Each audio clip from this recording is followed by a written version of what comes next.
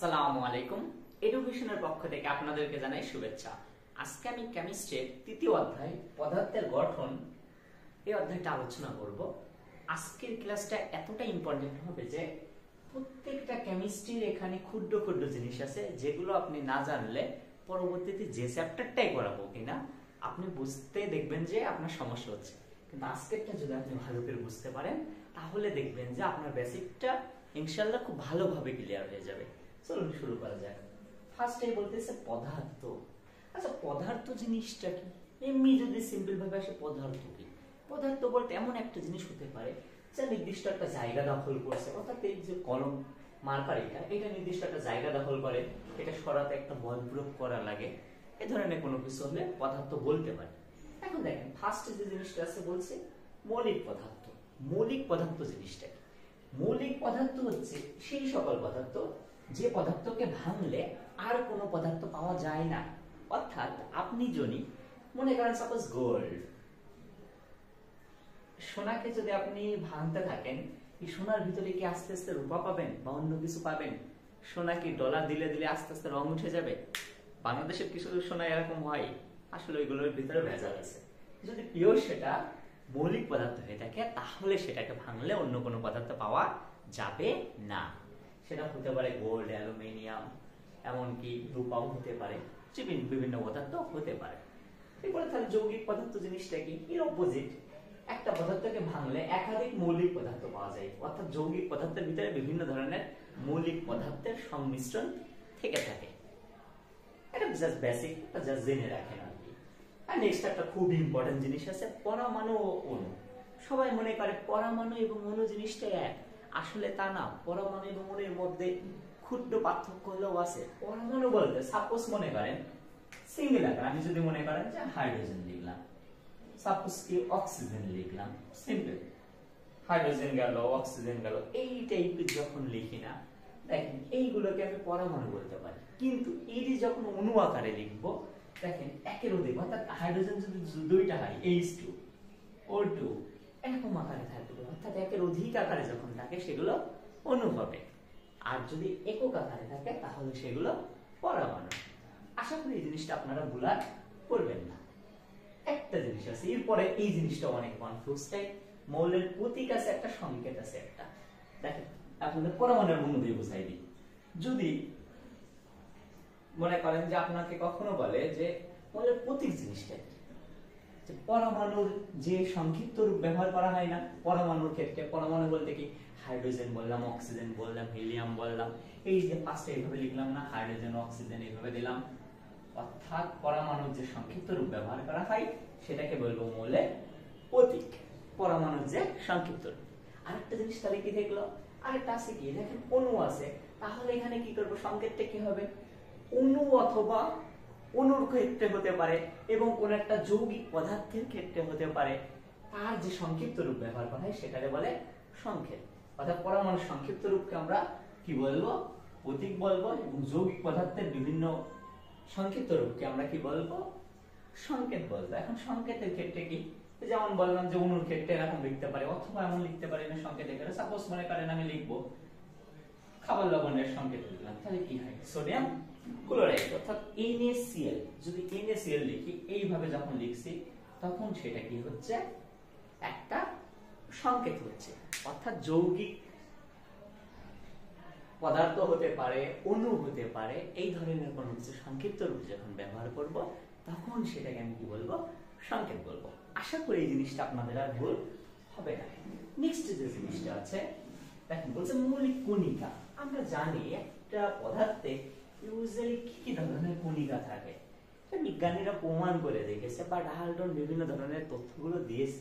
আমরা জানি একটা পদার্থের ক্ষেত্রে জানি আমরা কি কি থাকে। দেখেন একটা ফার্স্ট প্রোটন থাকে, একটা নিউট্রন থাকে, একটা তার একটা মনে করেন ইলেকট্রন থাকে, তাই না? এই তিনটা জিনিস কিন্তু থাকে। আপনাদের বইতে দেখবেন তৃতীয় অধ্যায়তে একটা চার্ট দেওয়া আছে, ওখানে আপনার প্রোটনের একটা নির্দিষ্ট ভর দেওয়া আছে, নিউটনের ক্ষেত্রে দেওয়া আছে, ইলেকট্রনের দেওয়া আছে। এই যে ভরগুলো দেওয়া আছে এগুলো মুখস্থ রাখবেন, পরবর্তীতে বিভিন্ন অঙ্ক করার সময় এগুলো দেখবেন লাগছে। সো মাস্টে মানগুলো মনে রাখবেন। তবে একটা জিনিস জাস্ট মনে রাখেন, প্রোটন কি হয়, প্রোটন হচ্ছে প্লাস, অর্থাৎ পজিটিভ আয়নের যুক্ত। আর যে ইলেকট্রন অর্থাৎ ই এটা হচ্ছে মাইনাস সাইন যুক্ত। আর এন অর্থাৎ কি নিউটন, যে জিনিসটা নিউটন হচ্ছে কি এই আপনার চার্জ নিরপেক্ষ অর্থাৎ প্লাসও না মাইনাসও না, মিডল অবস্থায় একটা কোনো কিছু। তাহলে জাস্ট এটা একটু মনে রাখবেন। তাহলে মৌলিক পদার্থের বিভিন্ন কণিকা বলতে এই তিনটাকেই বোঝাচ্ছে আর কি। তারপর একটা মোস্ট ইম্পর্টেন্ট জিনিস আছে পারমাণবিক সংখ্যা। পারমাণবিক সংখ্যা কি জিনিস?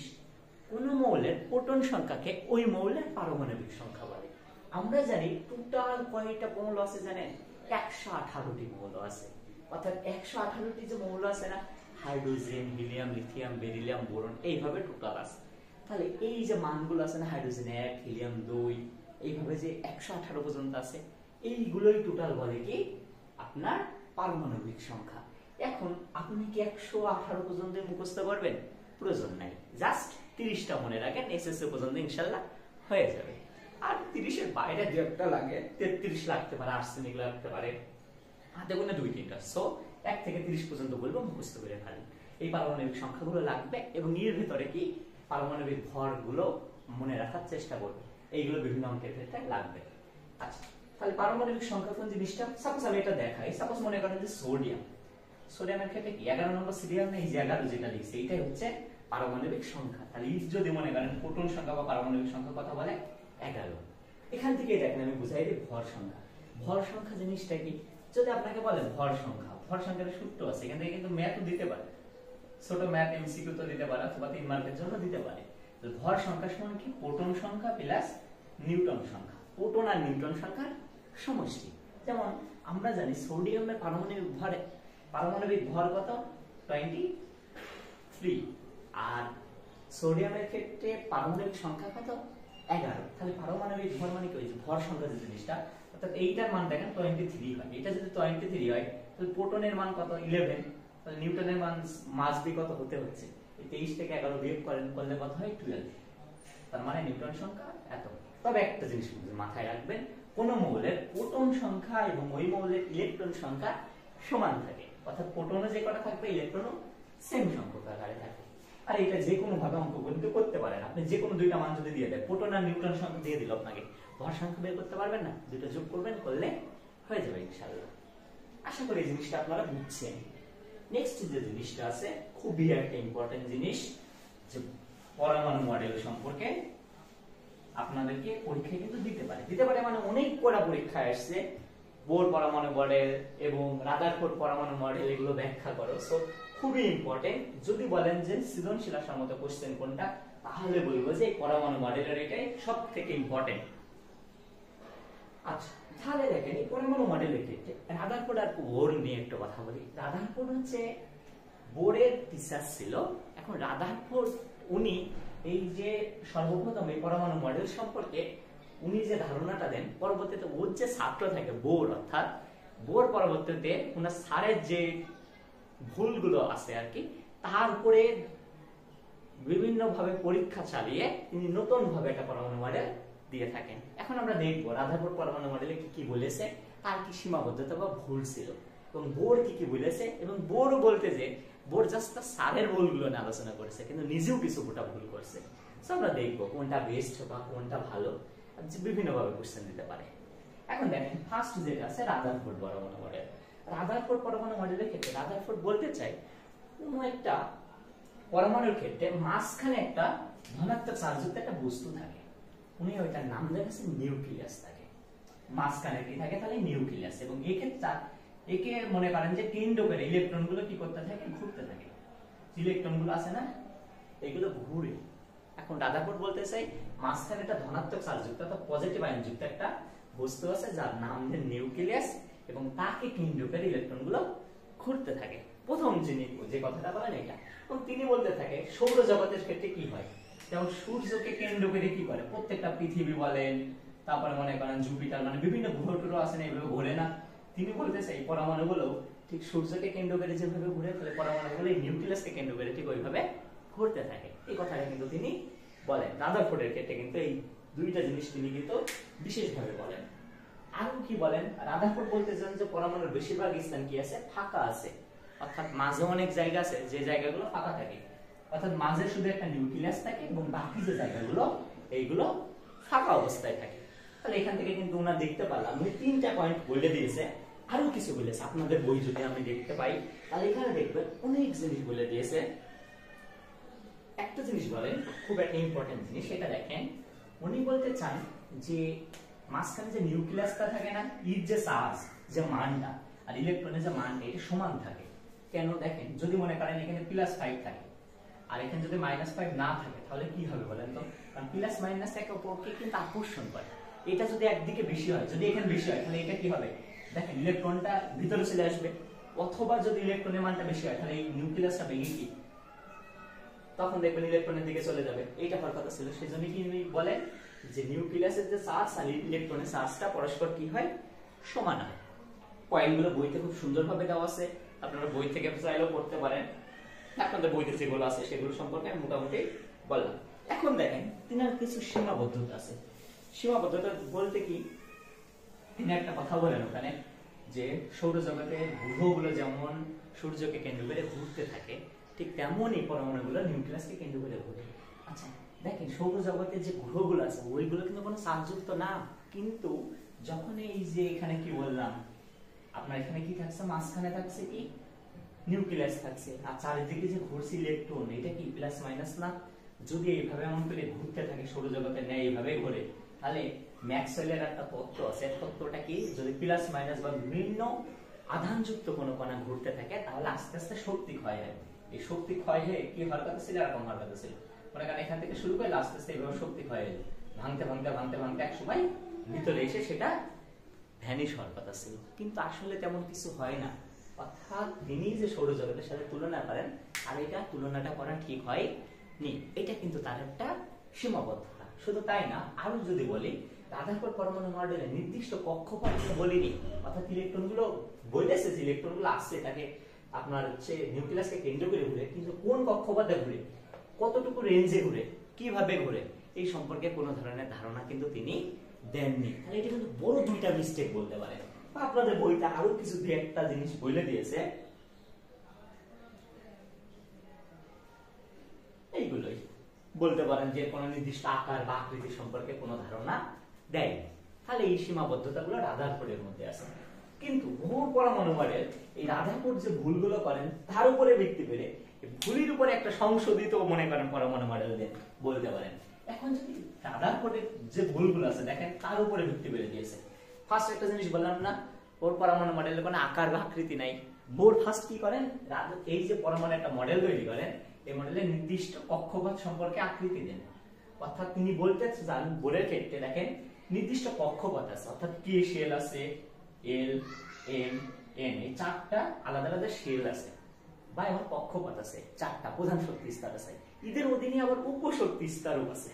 উপশক্তি স্তরগুলোর কি ধারণ ক্ষমতা মনে করেন দিয়ে দিয়েছে 2n কিউব। প্রথম কক্ষপথে মনে করেন যে 2টা ধরতে পারে, পরেরটা 4টা, সরি পরেরটা 8টা, তারপরে 18টা, এইভাবে আস্তে আস্তে কি চলতে থাকবে। তিনি কিন্তু নির্দিষ্ট আকার আকৃতি সম্পর্কে বলে দিয়েছে এবং এটাও বলে দিয়েছে দেখেন বোরের খালি ফার্স্ট জিনিসটা কি এটা, আরেকটা বলেছে কৌণিক ভরবেগ সম্পর্কে বলেছে, অর্থাৎ কিভাবে ঘুরবে এই ইলেকট্রনগুলো নির্দিষ্ট যে বললাম না এদের উপশক্তি স্তরে আছে না, উপশক্তি স্তরে ওরা কি করে দেখেন, এখানে মনে করেন যে সাপোজ 8টি ইলেকট্রন আছে, এরা বিভিন্ন এমন ডাম্বাল আকারে থাকতে পারে, এমন ডাবল নাম্বার আকারে থাকতে পারে, অর্থাৎ বিভিন্ন ধরনের কৌণিক ভরবেগ নির্দিষ্ট কক্ষপথে কিভাবে ঘোরে সেই সম্পর্কেও কিন্তু বোর এখানে আলোচনা করেছে। কিন্তু রাদারফোর্ড কিন্তু এই জিনিসগুলো করেনি, আর এই নির্দিষ্টভাবে একটা কক্ষপথ দিয়ে দিয়েছে। তাহলে তার যে ভুলগুলো ছিল সেই ভুল থেকে কিন্তু ইনি কিন্তু বোর যখন পরমাণু মডেল দিয়েছে সে কিন্তু এই জিনিসগুলো নিয়ে আলোচনা করেছে। বোর্ডের মেন মডেলে 3টা জিনিস ছিল, একটা কি নির্দিষ্ট কক্ষপথ আছে, 2 কৌণিক ভরবেগ আছে, এবং থার্ড তিনি বলতে চান দেখেন যদি একটা স্তর থেকে আরেক স্তরে আসতে পারে না, মনে করেন এটা মনে করেন প্রথম শেল, এটা দ্বিতীয় শেল হতে পারে না। আমরা এমন দেখি যে সোডিয়ামের ক্ষেত্রে কি হয়, Na+ হয় না, অর্থাৎ একটা ইলেকট্রন দান করে দেয় না। সাপোজ মনে করেন এটা সোডিয়ামের ক্ষেত্রে না আলাদা, এটা 2টো আছে, এটা মনে করেন যে 8টা আছে সাপোজ।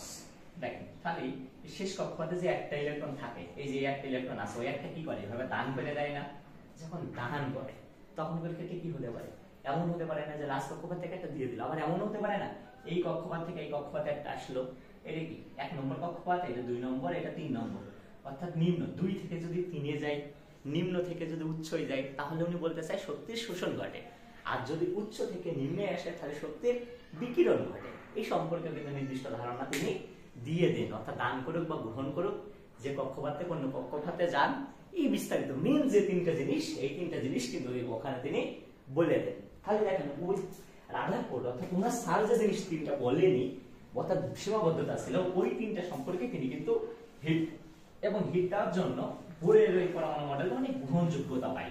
কারণ কি, জাস্ট এই ভুলগুলো ছিল, বাট তার ইয়েতে কোনো ধরনের ভুল নাই। কিন্তু না, বোরের পরমাণু মডেলের ক্ষেত্রেও কিছু ধরনের সীমাবদ্ধতা আমরা দেখতে পাই। বোরের কি ধরনের সীমাবদ্ধতা ছিল তার মধ্যে যদি বলি, দেখেন বোর কিন্তু একটা জিনিস বলেছে, শোষণ বা বিকিরণ সম্পর্কে একটা কথা বলেছে, সেটা এক পরমাণু বিশিষ্ট মৌলের ক্ষেত্রে বলেছে, অর্থাৎ হাইড্রোজেনের দ্বারা ব্যাখ্যা করতে পারে। অথবা কি বলতে পারে, সাপোজ মানে এখানে লিথিয়াম, তাই না, লিথিয়াম প্লাস 2 আয়ন, যখন আছে তিনটা আছে, তিনটা থেকে দুটা বাদ দিয়ে একটা, অর্থাৎ একক পরমাণুর ক্ষেত্রে ব্যাখ্যা করতে পারে, কিন্তু দ্বি বা বহু পরমাণুর ক্ষেত্রে কিন্তু ব্যাখ্যা করার কোনো ক্ষমতা বোর পরমাণু মডেলে আমরা এটা দেখতে পাই না। উনি জাস্ট বললাম ওনার সারের ভুলটা ধরতে গেছে, বাট নিজেও যে কোনো কিছু ভুল করছে এটা কিন্তু বলতেই নেই। শুধু তাই না, এক শক্তি স্তর থেকে আরেক শক্তি স্তরে গেলে কি ধরনের বর্ণালী সৃষ্টি করবে সেই ধরনের তথ্য কিন্তু বোরের পরমাণু মডেলে দেওয়া নাই। আপনাদের বইতে আরো সুন্দরভাবে দেওয়া আছে, সেই অনুসারে আপনারা পড়ে নিতে পারেন। এই যে এখানে যিনি উনি একটা কথা বলেন যে বোর পরমাণু মডেল বলেন যে বৃত্তাকার কক্ষপথ আছে, কিন্তু না, বৃত্তাকার ছাড়াও যুগ্ম কক্ষপথে বললাম না, ডাম্বাল আকার থাকে, ডাবল ডাম্বাল আকার থাকে, বিভিন্ন ধরনের দিয়ে থাকে, এই সম্পর্কে নির্দিষ্ট ধারণা কিন্তু তিনি দেননি। জাস্ট এই ভুলগুলো আছে, জাস্ট দেখবেন। তবে এটা যদি কম্পেয়ার করা যায়, কম্পেয়ারের ক্ষেত্রে হইছে রাদারফোর্ডে তিনটা ভুল আছে, ওই তিনটা ভুলের উপরে যদি সংশোধন করে তার স্টুডেন্ট বোর্ড দেয়, তাহলে বোর্ডটা বেশি গ্রহণযোগ্য, এটা লিখে দিবেন। আশা করি আপনারা বুঝছেন ইনশাআল্লাহ। তাহলে গেল রাদারফোর্ড এবং পরমাণু মডেল, খুবই ইম্পর্টেন্ট জিনিস। কিন্তু আরেকটা মোস্ট ইম্পর্টেন্ট জিনিস শিখাবো, ইলেকট্রন বিন্যাস। এর থেকে ভালো জিনিস কোনো কিছু নাই, একবার শিখবেন সারা জীবন এটা কাজে লাগে। আর যদি না শিখেন তাহলে মনে করেন যে কি বলবো, কপালে তো দুঃখ আছেই, শিখতেই হবে, কোনো কিছু করার নেই। আপনাদের বইতে একটা ফর্মুলা আছে, আমি জানি না আপনাদের দেখা যাবে কিনা, যেভাবে দেওয়া আছে 1s 2s 2p 3s 4s 4pt এগুলো দেওয়া আছে। আমি বলবো 1 থেকে 30 পর্যন্ত মৌলের ইলেকট্রন বিন্যাস শিখেন, আর কোনো কিছু লাগবে না ইনশাআল্লাহ। এখন যদি এইটাকে আমরা কিভাবে লিখতে পারি, বড়টা কি করা যায়, করা যায়। ফার্স্টে SSP লিখতে পারেন, SPS। যদি আমি ঈদের সিকোয়েন্স অনুসারে লিখি, মনে করেন সাপোজ আমি কি লিখলাম, SSP লিখলাম, SPS লিখলাম, আবার মনে করেন ওকে আমরা একটা সিকোয়েন্স অনুসারে লিখি, তাহলে কি SSP SPS, আবার লিখেন SPS, এক লাইন দুইবার ডিভিয়ে করবেন, তারপর পরে লিখবেন DPS, সরি একটু মিস্টেক হয়েছে, DPS DPS, পরে কি হবে FDPS FDPS। আপনারা যদি এইভাবে মনে রাখেন তাও রাখতে পারেন, এখান থেকে যদি আপনারা এইভাবে মনে রাখেন তাহলেও দেখবেন যে এরা যে সিমিলার জিনিসটা দিয়েছে না, অর্থাৎ SSP SPS DPS DPS, এইভাবে যদি আপনারা যান তাহলে দেখবেন যে এই সিকোয়েন্সটাই আপনাদেরকে মিলে যাচ্ছে ইনশাআল্লাহ। SSP SPS DPS DPS, ওকে।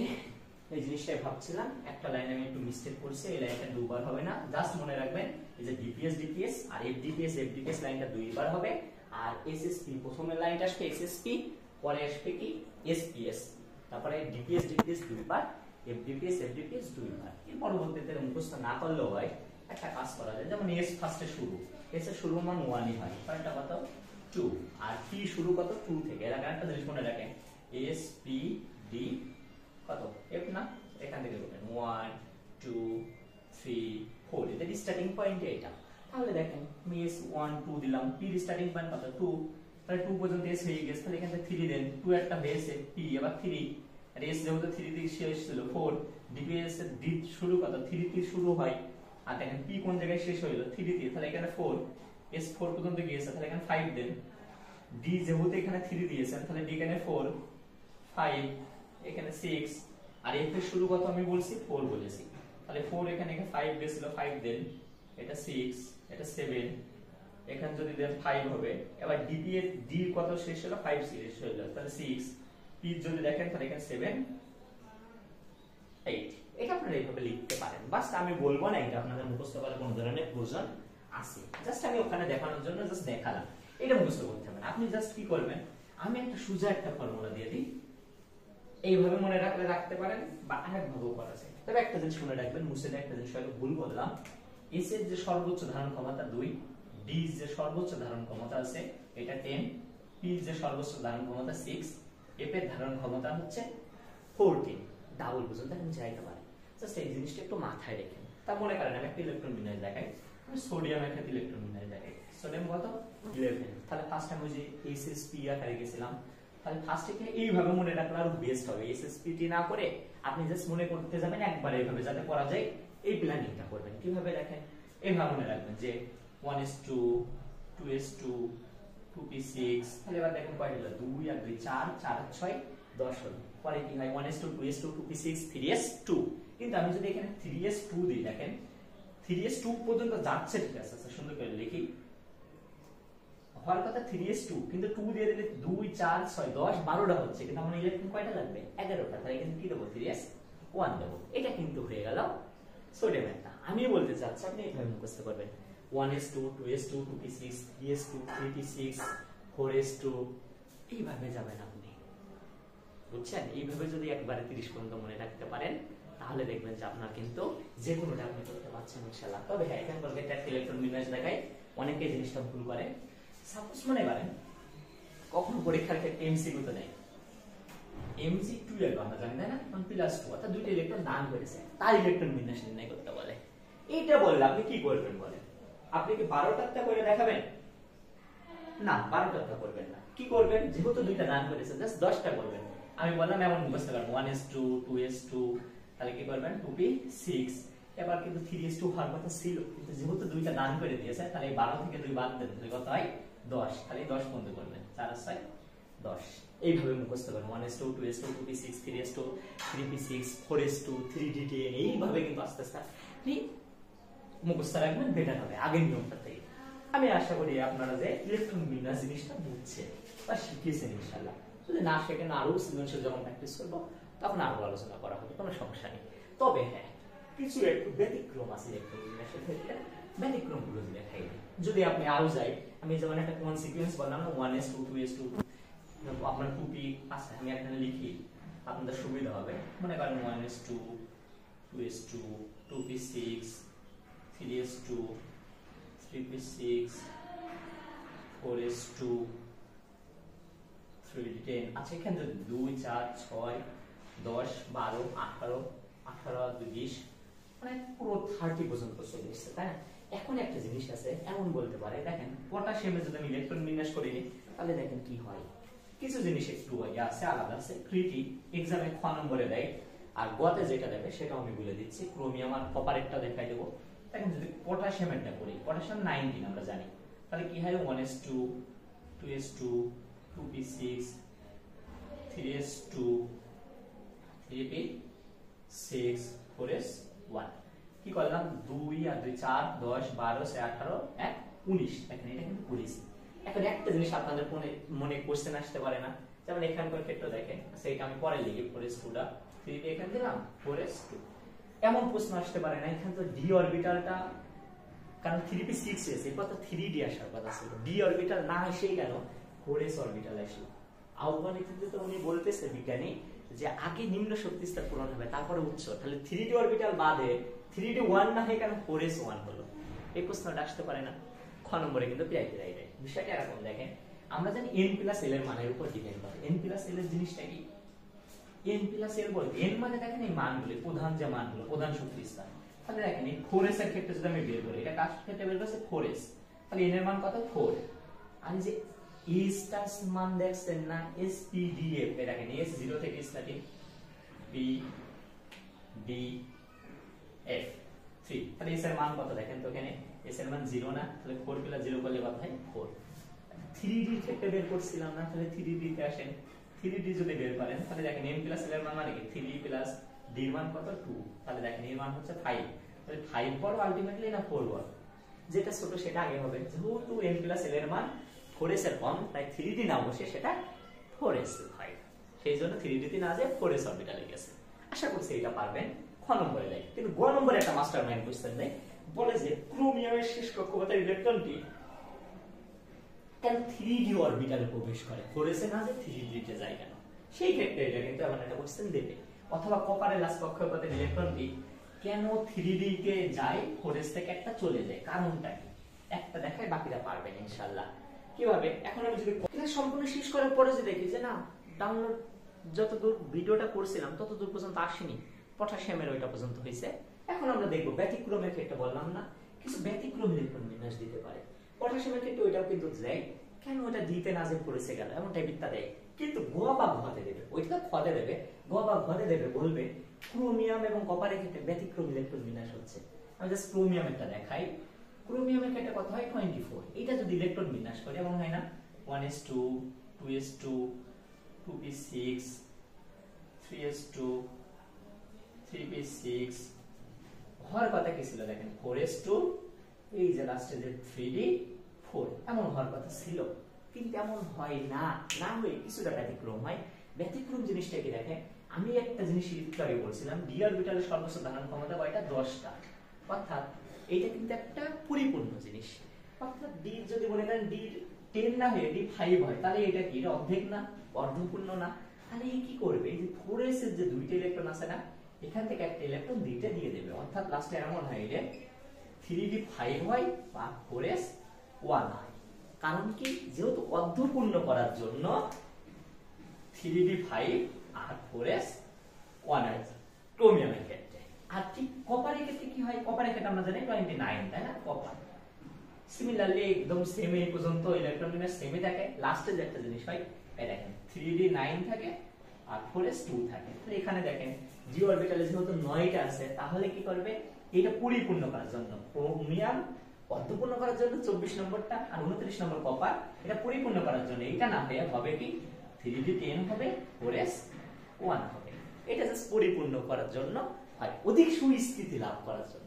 যখন পরিপূর্ণ হবে তখন সেটা অধিক সুস্থিতি লাভ করে, এটা কিন্তু মেইন জিনিস। তাহলে এই দুইটা কিন্তু গতে দেখবেন যে প্রচুর জায়গায় গড় গড় নম্বরে আছে। ইনশাআল্লাহ যখন সৃজনশীল করাবো তখন এই টাইপের কোশ্চেনগুলো পাবেন। আর সিমিলারলি যে একদম সেম কিছু জিনিস আছে। এখন একটা জিনিস আছে আইসোটোপ। আইসোটোপ জিনিসটা কি? আইসোটোপ বলতে বোঝাচ্ছে অনুমোলনের প্রোটন সংখ্যা এক, কিন্তু পারমাণবিক সংখ্যা ভিন্ন ভিন্ন, তাদেরকে তাদের আইসোটোপ বলে। আইসোটোপের ক্ষেত্রে দেখেন, মনে করেন সাপোজ হাইড্রোজেনের ক্ষেত্রে দেখেন হাইড্রোজেন 1 আছে, হাইড্রোজেন এই দেখেন এটাও 1, প্রত্যেকটা পারমাণবিক সংখ্যা এখানে থাকে না, কিন্তু দেখেন এটা ভর সংখ্যা 1, এটা 2, এটা 3। হাইড্রোজেনের তিনটা আলাদা আলাদা আইসোটোপ আছে। ক্রোমিয়ামের সরি যদি ক্লোরিনের ক্ষেত্রে দেখায় না, ক্লোরিনের ক্ষেত্রে আমরা কত জানি? 17। একটা মনে করেন 35 আছে, ক্লোরিনের আর কত আছে? 17 মেবি, এটা তো 35/5 বলে, এটা মানে 37 আছে বা 35 আছে, এটা 35 একটা 37, এরকম দুইটা আলাদা আলাদা আছে। বা কপারের ধরলে সরি কার্বনের ধরলে 12 আর 14 এরকম আছে। এখন এই যে আইসোটোপের কাজটা কি বলেন তো? আইসোটোপের কিছু কাজ আছে। আইসোটোপ বিভিন্ন ক্যান্সার কোষ ধ্বংস করতে, তারপর কৃষি ক্ষেত্রে বিভিন্ন ধরনের বৃদ্ধিতে, বিভিন্ন মনে করেন অ্যান্টিবায়োটিক তৈরিতে, এইগুলো আইসোটোপের ব্যবহারগুলো হয়ে থাকে। আপনাদের বইতে কিন্তু সুন্দরভাবে দেওয়া আছে, এইগুলো জাস্ট একবার করে দেখতে পারেন। কৃষি ক্ষেত্রে ব্যবহার হয়, তারপরে আপনার বলেছে কি বিভিন্ন রোগ নির্ণয়ে ব্যবহার হয়, বিভিন্ন অপারেশনের ক্ষেত্রে এগুলো ব্যবহার করা হয়, এগুলো দেখে নেবেন জাস্ট একবার করে। এরপরে খুব ইম্পর্টেন্ট একটা জিনিস দেখাবো ইনশাআল্লাহ, বলছে আপেক্ষিক পারমাণবিক ভর কিভাবে বের করতে পারবো সেটা দেখাবো। সেখান থেকে এটা শতকরা পরিমাণ থেকেও পারমাণবিক ভর বের করা সম্ভব। পারমাণবিক ভর জিনিসটা কি একটু আগে আমি বলেছিলাম, কি বলেন তো? যে সাপোজ মনে করেন সোডিয়াম লিখলাম না, 11 তো পারমাণবিক ভর। আপেক্ষিক পারমাণবিক ভর বা আণবিক ভর যে জিনিসটা বলে সেটা মনে করেন উপরে যেটা থাকে অর্থাৎ এই যে 23। যদি শতকরা পরিমাণ দেওয়া থাকে, এই দেখেন এই দুইটা আইসোটোপ আছে না, আইসোটোপ থেকে ব্যবহার করা সম্ভব। কিভাবে করবেন দেখেন, এইটা সাপোজ মনে করেন এটা বলে দেবে যে 17 দিয়ে যখন বলে দেবে না, এটা মনে করেন 75% আছে, আর বাকি 25% এইটা আছে ক্লোরিন ক্ষেত্রে। তাহলে কি করবেন? এই যে 75 গুণ কত, তার মানে টোটাল ইয়ে কত, পারমাণবিক সংখ্যা কত? 17 যোগ তারপরে কি আছে 25 গুণ 17 ডিভাইডেড বাই 100, যেহেতু পার্সেন্ট আছে তাই 100। টোটাল যদি ভাগ করেন তাহলে দেখবেন आंसर আসছে 35/5। এইটাই কিন্তু ক্লোরিনের পারমাণবিক ভর। এইভাবে বের করা যায়। এখন কথা হচ্ছে এইটা তো শতকরা পরিমাণ দিবে। শতকরা পরিমাণ যদি না দেওয়া থাকে, একটি মৌলের একটি পরমাণুর ভর যদি দেওয়া থাকে, এমন ভাবে দিতে পারে। কোনো কিছুর ক্ষেত্রে একটি পরমাণুর ভর যদি দেওয়া থাকে, সেই ক্ষেত্রে আমরা কিভাবে বের করতে পারি? আপনার বইতে কিন্তু একটা অসাধারণ একটা সূত্র দেওয়া আছে, যা থেকে কিন্তু আপনি এটা বের করতে পারেন। মনে করেন যে আমরা যদি বই একটা লিখি, এটা কিন্তু খুবই ইম্পর্টেন্ট। আপনি বলতে পারেন যে ক নম্বর বা খ নম্বরের ক্ষেত্রে কিন্তু দিতে পারে। একটা মান আছে মেবি 1.66 গুণ 10 টু দি পাওয়ার মাইনাস 24। এই মানটা কিন্তু আপনাদেরকে মনে রাখতে হবে বা মুখস্থ রাখতেই হবে। এখান থেকে কিন্তু দিতে পারে। এই যে বলছে আপেক্ষিক পারমাণবিক ভর সমান সমান আমরা কি সূত্র লিখতে পারি? বইতে সুন্দরভাবে দেওয়া আছে, দেখতে পারি। একটি পরমাণুর ভর ডিভাইডেড বাই যা আইসোটোপ একের 12 অংশ যে কাজটা, একটি পরমাণুর ভর। মনে করেন একটি পরমাণুর ভর আপনাকে দিয়ে দিতে পারে, একটি পরমাণুর ভর যে কোনো দুটো জিনিস দিয়ে দেবে, একটা বের করতে হবে। সাপোজ একটি পরমাণুর ভর মনে করেন আপনাদেরকে নির্দিষ্টভাবে আছে, আর এইটা তো নির্দিষ্ট। একটি পরমাণুর ভর ডিভাইডেড বাই ওই যে 12 বলছেন, একের 12 পাই করা হয়েছে, তাহলে এটার মান এইটা 1.66 গুণ 10 টু দি পাওয়ার মাইনাস 24। এটা নির্দিষ্ট মান, অলওয়েজ এই মানটাই থাকবে। এটা যদি করেন, এইটা সমান যে মানটা পাবে, এটা হচ্ছে আপেক্ষিক পারমাণবিক ভর। এটা কিন্তু আপনি বের করতে পারবেন আপেক্ষিক পারমাণবিক ভর। এই মানটা যদি আপনাকে দিয়ে দেয়, একটি পরমাণুর ভর দিয়ে দেয়, এটাকে ডিভাইডেড করবেন 1.66 গুণ 10 টু দি পাওয়ার মাইনাস 24 তাহলে এখান থেকে আপেক্ষিক পারমাণবিক ভর বেরিয়ে গেল। সাপোজ যদি অ্যালুমিনিয়ামের বলে, অ্যালুমিনিয়ামের ক্ষেত্রে কত বের হবে? এটা আপনার একটি পরমাণুর ভর দেওয়া আছে, ওইটাকে যদি ডিভাইডেড করেন তাহলে দেখবেন 27 আসছে। কারণ কি অ্যালুমিনিয়াম মনে হয় না, এখানে 13 উপরে কত হয়? 27 এই হয়। আগের দিন আমি একটা জিনিস দেখাইছিলাম, মনে আছে কিনা জানি না। দেখবেন যে যদি বেজোড় হয়, তাহলে এই যে আপেক্ষিক পারমাণবিক ভরটা এই ডাবলের সাথে এক যোগ হয়, আর যদি জোড় হয় তাহলে দেখবেন ও ডাবল হয় ইউজে। কারণ দেখেন যদি ম্যাগনেসিয়াম বের করেন, ম্যাগনেসিয়ামের ক্ষেত্রে কি 12 না, তাহলে ডাবল দেখেন 24 হয়েছে। এটা দেখেন 13 13 26 সালে 27 হয়েছে। সোডিয়াম যদি বের করেন, দেখেন এটা বিজোড় না, 11 ডাবল কত? 22, 22 এর সাথে এক যোগ করেন 23 হয়েছে। এরকম সিমিলারলি জিনিসগুলো কিন্তু হতে পারে। জাস্ট আমি দেখাইলাম, এভাবে কিন্তু আপনারা অঙ্কগুলো করতে পারেন, জাস্ট মনে রাখবেন আর কি। নেক্সট যে জিনিসটা আছে, বলছে আইসোটোপ গেছে, আপেক্ষিক পারমাণবিক ভর গেছে, পারমাণবিক ভর থেকে আণবিক ভর বের করা। খুবই একটা ইম্পর্টেন্ট জিনিস, এটা না পারলে পরের অধ্যায়ে একটা অঙ্ক পাবেন না। পরের অধ্যায় বলতে সরি 6 নম্বর অধ্যায়ে একটা অঙ্ক পাবেন না। কিভাবে? সাপোজ মনে করেন এইচটিএস করতে বাস পারমাণবিক ভরগুলো মনে রাখতে হবে। আগেই বলে দিলাম 1 থেকে 30 পর্যন্ত যেগুলো আছে মনে রাখবেনই। বিশেষ করে যেমন হাইড্রোজেনের ক্ষেত্রে, হিলিয়ামের ক্ষেত্রে, লিথিয়ামেরটা মনে রাখবেন। তারপরে আপনার barium, boron, carbon, nitrogen, oxygen এই পর্যন্ত মনে রাখবেন। পরে সোডিয়াম থেকে শুরু করে মনে করেন 18 17 পর্যন্ত যেগুলো আছে এগুলো মনে রাখবেন। আর ওইদিকে যদি বলেন 21 নম্বরটা 23 24 26 থেকে 29 পর্যন্ত 30 পর্যন্ত এগুলো মনে রাখবেন। আর 33 আর 36 নম্বরটা মনে রাখবেন, তাহলে হবে ইনশাআল্লাহ। আচ্ছা যাই গেল, তাহলে আমি কিভাবে বের করতে পারি? আমরা জানি হাইড্রোজেনের পারমাণবিক ভরটা তো 1, তাহলে আছে কয়টা? দেখেন দুটো আছে না, তাহলে যেহেতু দুইটা আছে তাহলে একের সাথে দুই গুণ করব, তাহলে হাইড্রোজেনের চ্যাপ্টার ক্লোজ, তাহলে এখানে একটা প্লাস, একটা শেষ, বাকিতে যাব। সালফারের পারমাণবিক ভর কত? সালফারের পারমাণবিক ভর হচ্ছে 32। তাই আর কি কোনো কিছু আছে? তাহলে ওর সাথে গুণ দেওয়ার কোনো প্রয়োজন নাই। তাহলে অক্সিজেনের কত? অক্সিজেন 16, আছে কয়টা? 4টা, তাহলে 4টা গুণ করব। টোটাল যদি আপনি যোগ করেন তাহলে 2 যোগ 32 যোগ এখানে করলে কত হয়? 16 দুগুণে 32 4 16 64। তাহলে টোটাল যদি যোগ করেন দেখবেন 98 হচ্ছে। এটাই বেরিয়ে গেল এই আণবিক ভর।